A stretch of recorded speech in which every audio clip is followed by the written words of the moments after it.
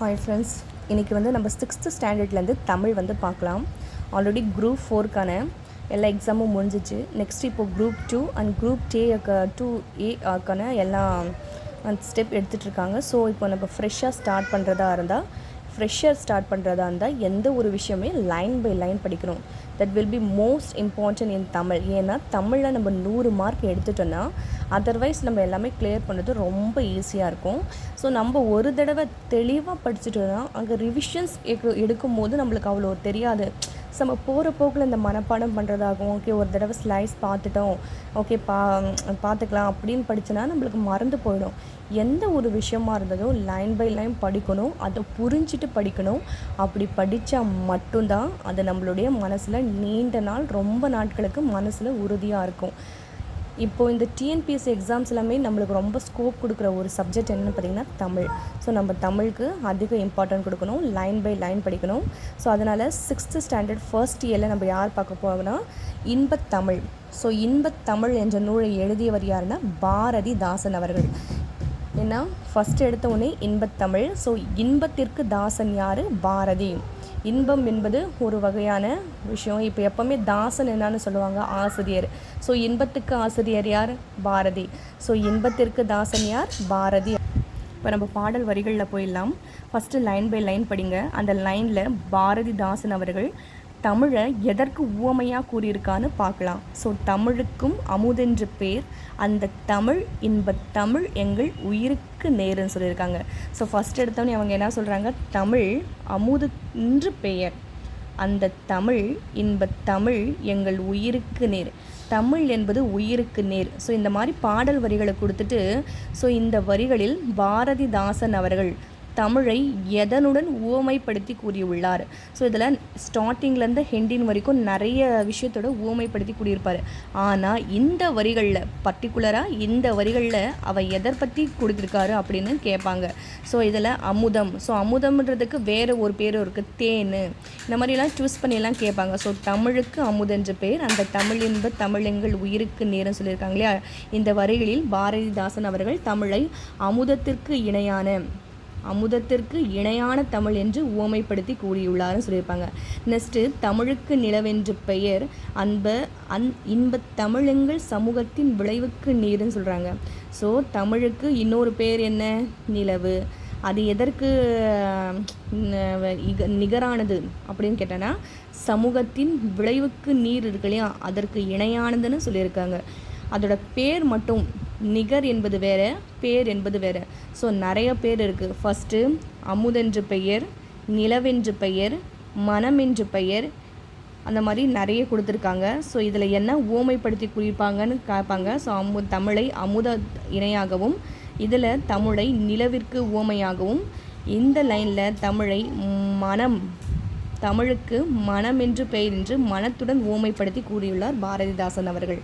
ஓகேவா? நெக்ஸ்ட்டு தமிழ் எங்கள் இளமைக்கு பால், இன்பத் தமிழ் நல்ல புகழ்மிக்க புகழவர்க்கு வேள் என்று சொல்லியிருக்காங்க. ஸோ இது புலவர்கள் இருக்காங்க இல்லையா, புலவர்கள் அவங்களுடைய கூர்மையான வேல் போன்ற கருவியாகும்.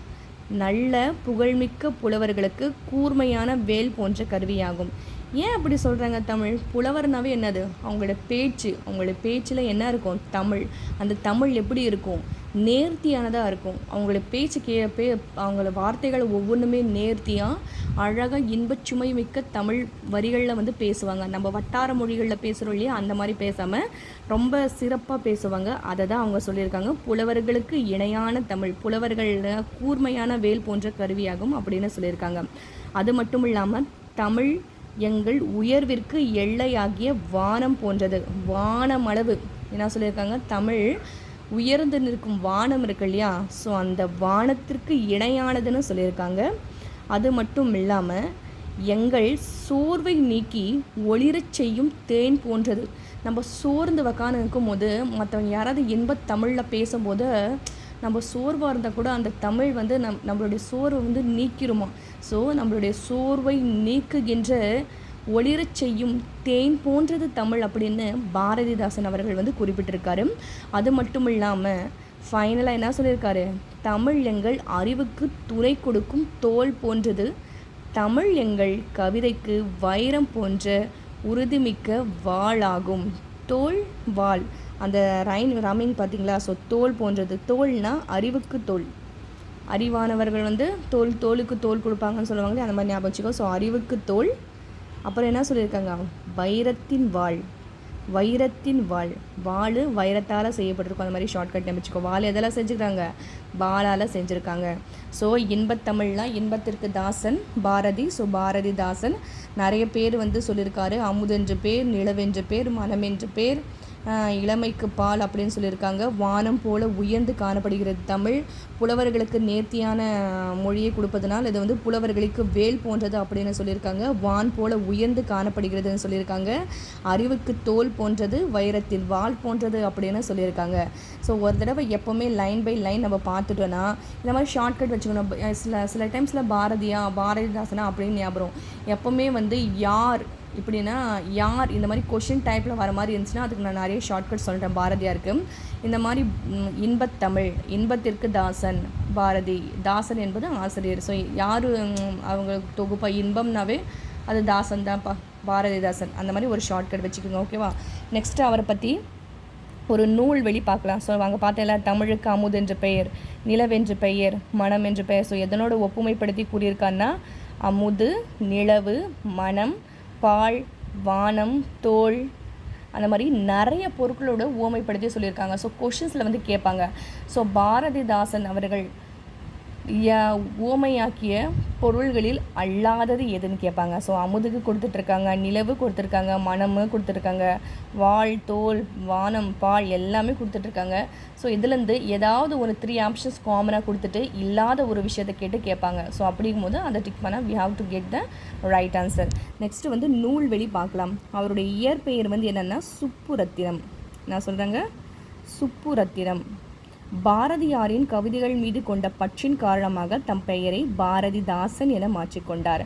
ஸோ இன்பத்திற்கு தாசன் பாரதிதாசன். அந்த பாரதிதாசன் யார் மேலே பற்று கொண்டிருக்காரு? பாரதியார் மேலே பற்று கொண்டிருக்காரு. ஸோ பாரதியார் மீது கொண்ட பற்றின் காரணமாக தன்னுடைய பெயரை பாரதிதாசன் என மாற்றி கொண்டிருப்பார் இவர். அது மட்டும் இல்லாமல் இவர் வந்து பெண் கல்வி, கைப்பெண் மறுமணம், பொது உடைமை, பகுத்தறிவு முதலான புரட்சிகரமான கருத்துக்களை பாடு பொருளாக பாடியுள்ளார். இப்போ நம்ம பெண் கல்வி பற்றி பாடியிருந்தாங்க யார்? பாரதியாரா பாரதிதாசனான்னா உங்களுக்கு நிறைய டவுட் வந்துடும். ஸோ பெண்ணுன்னாவே பெண்ணிற்கு தாசன் யார்? ஒரு பெண்ணுன்னா அந்த ஒரு பெண் இருக்காங்க ஒரு குடும்பத்தில்.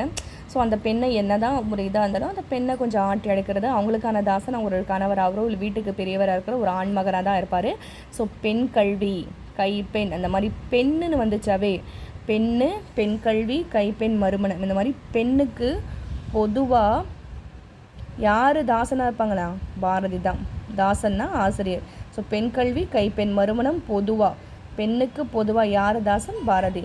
ஸோ அது மட்டும் இல்லாமல் பகுத்தறிவு, பகுத்தறிவு என்பது அறிவு, அறிவுனா அதிக அறிவு இருக்கவன் தான் வந்து தாசன், தாசன்னா ஆசிரியர். ஸோ பகுத்தறிவு முதலான, பகுத்தறிவு யார் எழுது? இந்த பாரதிதாசன் அவர்கள் எழுதுன்னு தனித்தனியாக கூட கேட்பாங்க.